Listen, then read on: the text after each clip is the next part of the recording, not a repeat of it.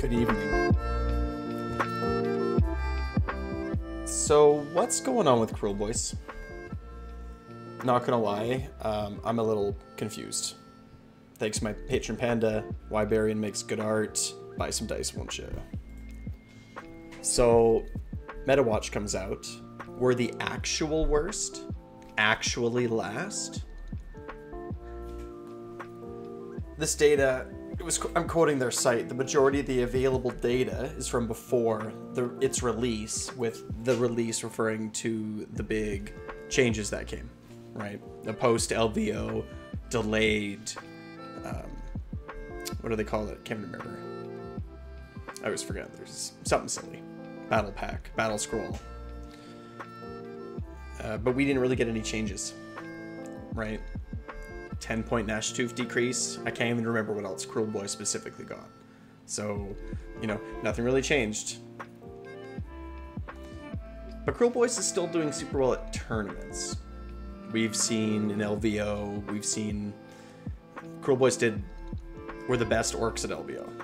I think I can't remember exactly, you'd have to double check this, but I seem to remember, like, you know, of the top 5 orc lists, 3 of them were Kruleboy lists, and they may have been the first, second, and third best list, or like the first, second, and fourth or something.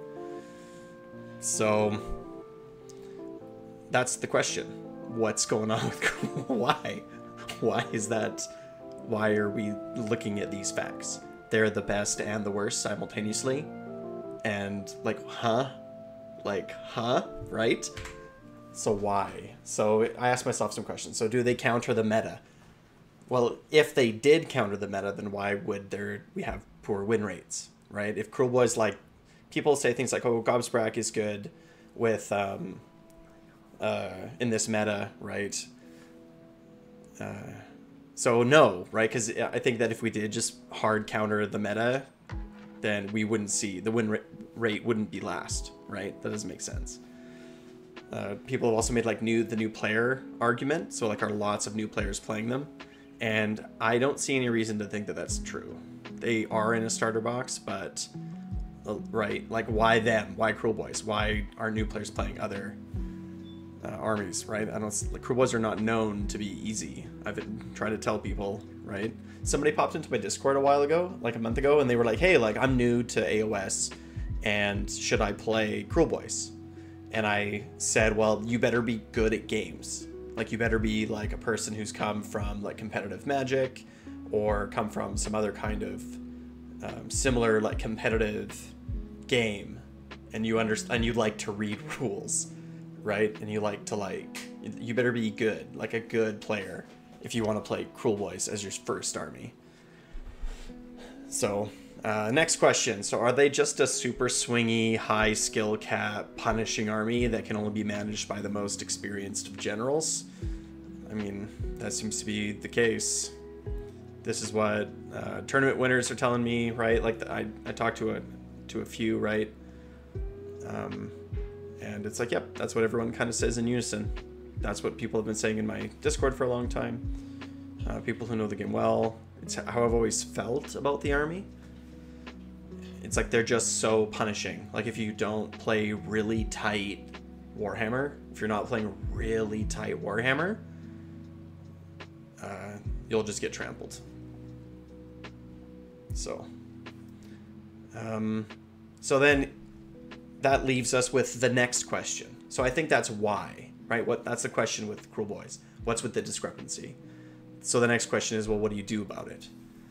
Right? Like, okay, so that's the case. So, well, you can't just buff them. That doesn't work. Because if you just buff them, then the tournament winners are going to do even better. That doesn't make any sense. I like the changes that we've seen to Kruleboyz up to date. Scare tactics and extra dirty trick, Swamp Kala Shaman, Poison Plus spell. That was a really good change.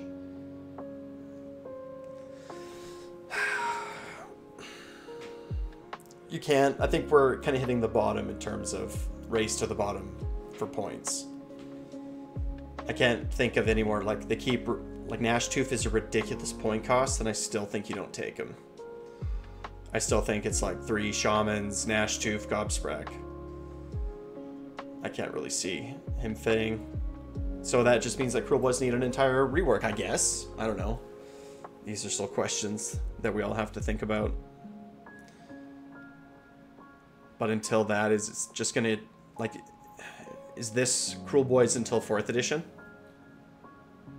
I can't really see lots of design space left for changes that would be significant. I think it just needs like a rework. Speaking of which, just did a video with Aaron Newbaum. Go check it out. We discuss exactly that. So are Kruleboyz good now? There's a question.